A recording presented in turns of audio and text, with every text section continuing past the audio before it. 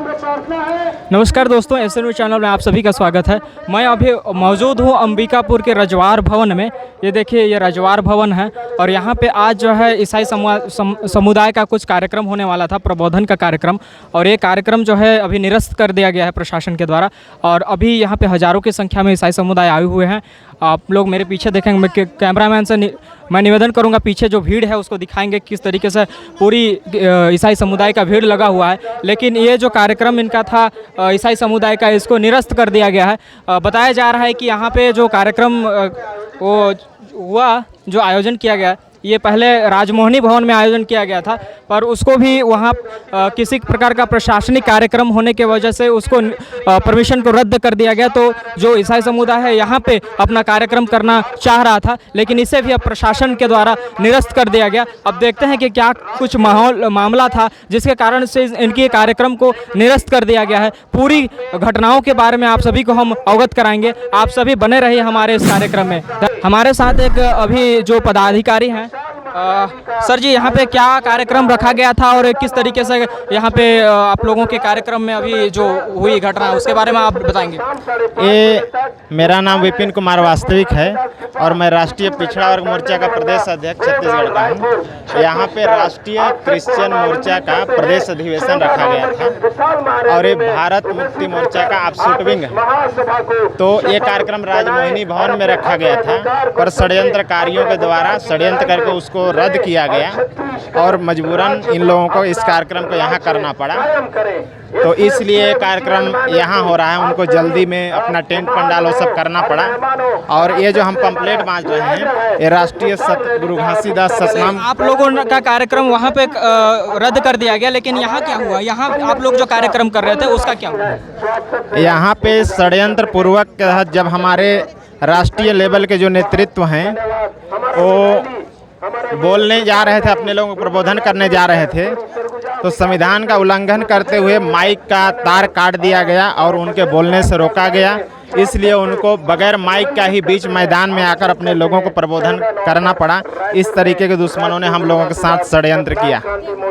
तो इस तरीके से इन्होंने पूरे घटनाओं के बारे में बताया, लेकिन हम दूसरे पक्षों के बारे में भी हम जानेंगे और उनसे भी बात करने का प्रयत्न करेंगे। जो दूसरे पक्ष हैं उनका क्या कहना है, प्रशासन क्या कह रही है, उसके विषय पर हम जानेंगे। हमारे साथ अभी एडवोकेट सुनील जी हैं, उनसे हम बात करते हैं। सर जी, ये जो कार्यक्रम रखे गए थे आप लोग, उनके बारे में विस्तार थोड़ा बताइए, क्या हुआ यहाँ पे? देखिए, राष्ट्रीय क्रिश्चियन मोर्चा का राज्य अधिवेशन यहाँ पे जो होने वाला था, जो भवन था राजमौली, उसकी परमिशन हमारे खिलाफ में कुछ लोगों ने कंप्लेंट करके कलेक्टर को विज्ञापन दिया कि ये धर्म परिवर्तन का कार्यक्रम लेने वाले हैं। हालांकि ये झूठी बातें हैं और झूठी बातें करके उन्होंने विज्ञापन कलेक्टर को दिया। ये हमारा राज्य अधिवेशन का समाज की जागृति के लिए कुछ विषयों पर यहाँ पे चर्चा थी और उस माध्यम से गवर्नमेंट ने दूसरा प्रोग्राम जानबूझकर वहाँ पे रख के हमारा प्रोग्राम वहाँ का कैंसिल किया। तो यहाँ पर जो अभी प्रोग्राम हो रहा है राजवाड़े भवन में, तो यहाँ के कुछ मुखिया लोगों से बात करके उन्होंने मौखिक परमिशन दिया प्रोग्राम लेने के लिए।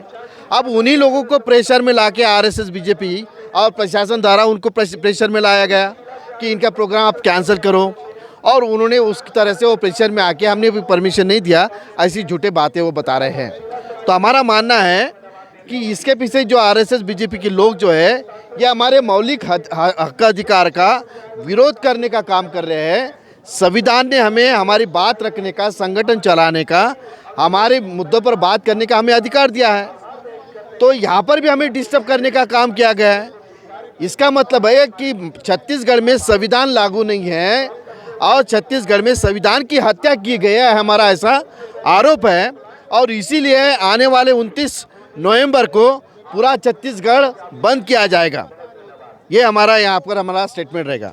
सर जी, ईसाइयों के साथ इस तरीके से लगातार हो रहा है। अभी बात करें जसपुर का, तो वहाँ पे न्याय यात्रा निकाली गई थी। वहाँ पे जो जसपुर विधायक है माननीय श्रीमती रायमुनी भगत जी, उनके द्वारा ईसा मसीह के ऊपर जो टिप्पणी किया गया उससे ईसाई समुदाय का धार्मिक आहत हुआ है।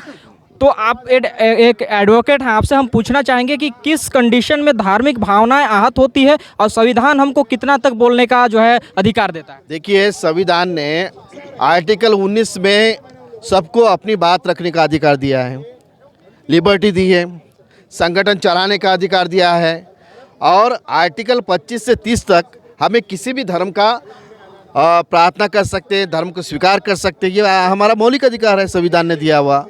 तो इस मौलिक अधिकार को छीनने का काम यहाँ की बीजेपी सरकार कर रही है।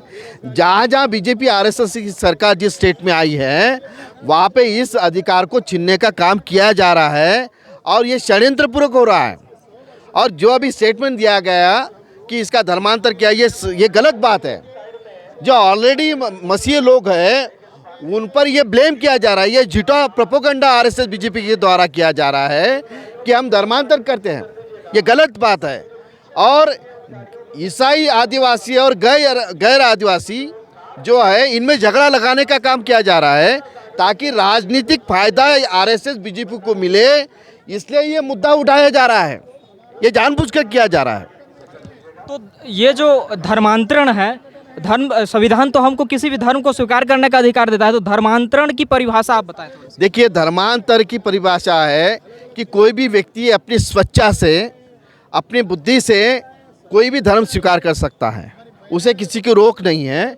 लेकिन अभी जो है कई जगह पे आरएसएस बीजेपी ने कोई एंटी कन्वर्जन बिल लाया है। अभी धर्मांतर करना है तो आपको कलेक्टर के उस परमिशन से ये करना पड़ता है, उसकी प्रोसीजर है, तो वैसा किया जाए। आप ऐसा करता है, लेकिन संविधान ने ऐसा, ये एंटी कन्वर्जन बिल है, संविधान के खिलाफ है। जहाँ जहाँ ये एंटी कन्वर्जन बिल लाया गया है, ये भी संविधान के खिलाफ है। इसके लिए कानूनी लड़ाई आने वाले वक्त में हाई कोर्ट, सुप्रीम कोर्ट में इसके खिलाफ भी हम लड़ाई लड़ेंगे। चूँकि ये जो है क्रिश्चियन कम्युनिटी की यहाँ पे प्रोग्राम होने वाले थे, मैं दोबारा जसपुर की तरफ आपका ध्यान मैं आकर्षित करना चाहता हूँ। विधायक महोदय के द्वारा ये कहना है कि उन्होंने भी संवैधानिक अधिकारों के दायरे में रह करके जो बयान दिए हैं वो दिए हैं, ये उनका कहना है। तो उसमें किस तरीके से जो ईसाई समुदाय का धार्मिक भावना है, आरएसएस बीजेपी के लोग बजरंग दल, विश्व हिंदू परिषद के माध्यम से यहाँ के आदिवासियों को हिंदू बना रहे हैं, वो कैसा जायज़ है? इस सवाल का जवाब दे सकते हैं? आप उनको जबरन उनको हिंदू बना के झगड़ा लगा, आदिवासियों की पहचान मिटा रहे हो, और ईसाई और जो गैर आदिवासी उसमें झगड़ा लगाने का काम कर रहे हो। तो आरएसएस बीजेपी हालांकि धर्मांतरण का काम कर रहा है। और ये हिंदू धर्म नहीं है, ये ब्राह्मण धर्म है, और ब्राह्मण धर्म में आदिवासी को गुलाम बनाने का काम किया जा रहा है। और जिससे आदिवासी की जो संविधान में पहचान दी गई है, उसको आर्टिकल जो संविधान का 5वीं और 6ठी अनुसूची संविधान के आदिवासी को लागू है, उसको ख़त्म करने का काम किया जा रहा है, उसकी पहचान मिटाने का काम किया जा रहा है। इसलिए ये राजनीतिक षड्यंत्र आरएसएस बीजेपी कर रहे हैं। बहुत बहुत धन्यवाद सर आपका। ये थे हमारे साथ एडवोकेट सुनील जी, और इन्होंने यहाँ के समय बारे में जो है अच्छे से अवगत कराया, और धर्मांतरण और धार्मिक भावनाएं किस कंडीशन में आहत होती है उसकी भी विभाजना बहुत अच्छे से कराए। हम आगे चल करके आपको विलास खराज जी से भी बात कराएंगे, उनकी भी बातें सुनेंगे, और जो विपक्ष हैं जिनका ये कहना है कि हमारा इससे परमिशन नहीं लिया गया था, उनका भी पक्ष आप तक रखेंगे। आप लोग बने रहे हमारे साथ। अभी हमारे साथ हॉल के ओनर हैं, जो जिस हॉल में इनका जो ईसाइयों का कार्यक्रम होने वाला था, और उनका कहना है कि इन्होंने इनसे परमिशन लिया था। जानते हैं सर उनका जो ईसाई समुदाय का कहना है, जो उनका आज यहाँ पे कार्यक्रम होना था, उनका कहना है कि ये लोग परमिशन लिए हुए थे। क्या इसके बारे में आप डिटेल से बताएंगे? परमिशन हुआ था, कहाँ तक हुआ था? मौखिक रूप से परमिशन का यहाँ पे जिक्र आ रहा है। पहले तो मैं आपको बात बता दूं कि मेरा नाम मनोज राजवाड़े है। मैं रजवार समाज जिला सरगुजा का संचालक प्रवक्ता हूं, और माननीय जिला अध्यक्ष जी बालेश्वर राजवाड़े जी हैं, जिला रजवार समाज जिला सरगुजा। ये बात हमको किसी सामाजिक पदाधिकारी को, किसी को कोई जानकारी नहीं था। मैं आपको एकदम सही बात बता रहा हूँ। यहाँ हमारे इसे देख रहे होंगे पूरब साइड में जो धर्मशाला का जो पार्ट है, उसमें यहाँ पढ़ने वाले बच्चे रहते हैं, और इसी के बगल में जो इधर आप दक्षिण साइड में देख रहे हैं, कुछ घर है, लोगों का आना जाना रहता है, दोस्ती यारी है लड़के लोगों का। उसमें से कोई लड़का इनसे आके सवेरे बात किया, आज सवेरे आके बात किया कि हमको यहाँ एक छोटा सा कार्यक्रम करना है, मुश्किल से 10 से 15 या अधिक से अधिक 20 लोग रहेंगे। तो जनरली 10, 15, 20 लोग का कार्यक्रम यहाँ होते रहता है, और अपन किसी को मना करते नहीं हैं। और हमारा जो धर्मशाला का जो गेट है, जो दरवाज़ा है, उसमें कभी ताला नहीं लगाते हैं, क्योंकि नाम ही इसका धर्मशाला है, इसलिए ताला नहीं लगाते हैं। तो हमेशा बस ऐसे ही बंद रहता है, ऑर्डिनरी कोई ताला रहता नहीं है। तो उनसे ही बात करके ये लोग, उनसे लड़के लोग आपस में लड़के मिल के बात कर लिए। इसका विषय किसी रजवार समाज के व्यक्ति को या किसी पदाधिकारी को बिल्कुल भनक, आप लोगों को कोई जानकारी? मैं पूरी बात बता रहा हूँ, कोई भनक तक नहीं था। ये करीब 2 बजे हम लोगों को मैसेज मिला, फ़ोन के माध्यम से कई लोग फ़ोन किए, धर्मशाला के लड़के लोग भी किए, बोले कि भैया ये 10 से 15 लोग की बात किए थे और यहाँ 1000-2000 का संख्या भीड़ हो रहा है, हमको समझ में नहीं आ रहा है कि मामला क्या है। तो फिर हम लोग सक्रिय हुए। देखिए रजवार समाज के सारे पदाधिकारी गांव में रहते हैं, कोई शहर में रहता नहीं है। मैं जैसे लखनपुर ब्लॉक का तूरना में रहता हूँ, महोदय भिट्ठी में रहते हैं। तो यहाँ से फ़ोन गया तो मैंने जिलाध्यक्ष जी को फ़ोन किया, मैंने कहा कि भाई आपने कुछ परमिशन दिया है क्या, कुछ बात हुआ है क्या कार्यक्रम के लिए? इन्होंने बोला कि मेरे से कोई बात नहीं हुआ है। और इस टाइप का हम यहाँ आके देखे तो इसमें बहुत सारे बातें हैं, इतनी सारी गाड़ियाँ हैं, बहुत सारे लोग हैं और एक समाज विशेष का कार्यक्रम हो रहा है। तो हमने मना भी किया, प्रशासन को हमने पत्र भी लिखा तत्काल कि भाई कार्यक्रम को बंद कराया जाए और ऐसे जो लड़के लोगों को बरगला के जो समय लिए हैं उनके ऊपर कार्रवाई भी किया जाए। ऐसा करके हमने एसपी साहब को, कलेक्टर साहब को आवेदन भी दिया है। प्रशासन से हमने गुहार भी लगाया।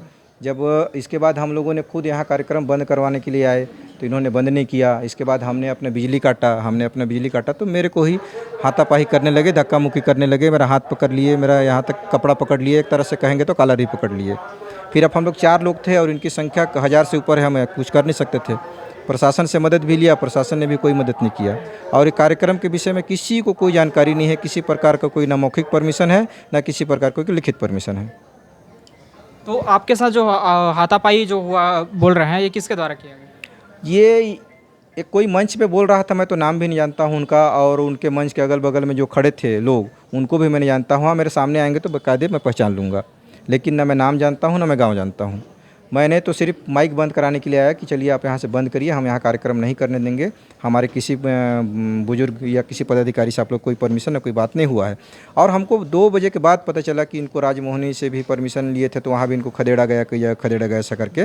तो हम तो कोई परमिशन दिए ही नहीं हैं, लेकिन ये कुछ भी किए क्या किए हम नहीं जानते। लेकिन समाज के व्यक्ति के साथ और समाज की इस धर्मशाला के ऑनर के साथ या इस धर्मशाला के कार्यकर्ताओं के साथ अगर ये लोग ऐसा अभद्र व्यवहार करेंगे तो समझ लीजिए कि लोग क्या करने वाले हैं आगे।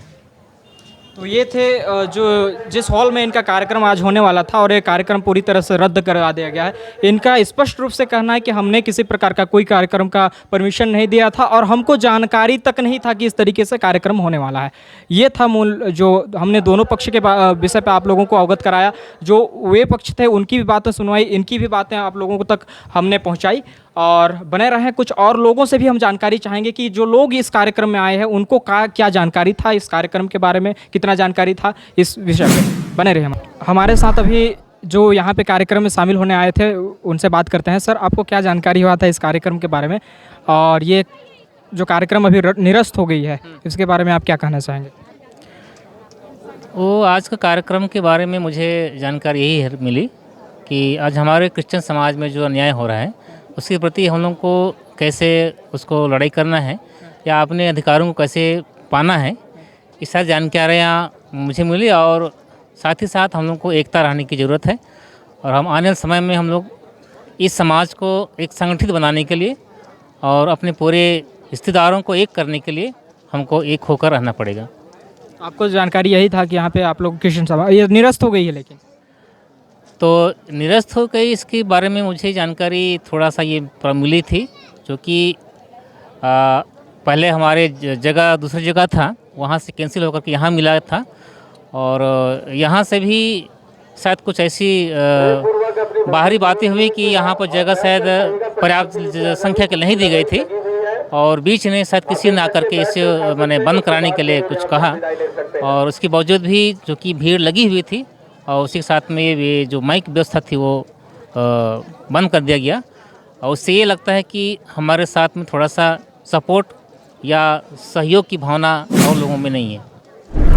तो दर्शकों, ये थी आज की यहाँ रजवार भवन जो है अंबिकापुर का, यहाँ की घटना। ईसाई समुदाय या क्रिश्चियन समुदाय का जो अभी संघर्ष चल रहा है कुछ दिनों से, जैसे जसपुर में श्रीमती विधायक महोदय रायमुनि भगत के बयान को लेकर के हो, चाहे उससे पहले हो, चाहे लेकिन उसके बाद से जो तुल पकड़ी है ईसाई समुदाय में देखने को मिल रही है। जगह जगह पर जसपुर का न्याय यात्रा हो, चाहे यहाँ का हज़ारों की संख्या में आज क्रिश्चियन समुदाय यहाँ पे मौजूद हुए हैं और वे लोग अपने जो समाज है उनको जागृत करने का काम कर रहे हैं, ऐसा उनका कहना है। लेकिन जो लोग कह रहे हैं, जो रजवार समाज के जो पदाधिकारी हैं उनका कहना, मैं आप लोगों को उनकी भी बात जो बयान है मैं आप लोगों को सुनाया। उनका कहना है कि हमसे लीगल तौर से परमिशन नहीं मांगा गया था, और इनका कहना है कि हमने परमिशन लिया हुआ था। और हमने आपको ये भी जानकारी दिया, जो वकील साहब थे सुनील जी, एडवोकेट सुनील जी, उनसे हमने ये पूछा कि धर्मांतरण क्या होता है और धार्मिक भावनाएं कब आहत होती है, क्योंकि ये बहुत बड़ा सवाल अभी ईसाई समुदाय में उमड़ रहा है। हमारी धार्मिक भावनाएं आहत हुई है, इस तरीके से बात आ रही है।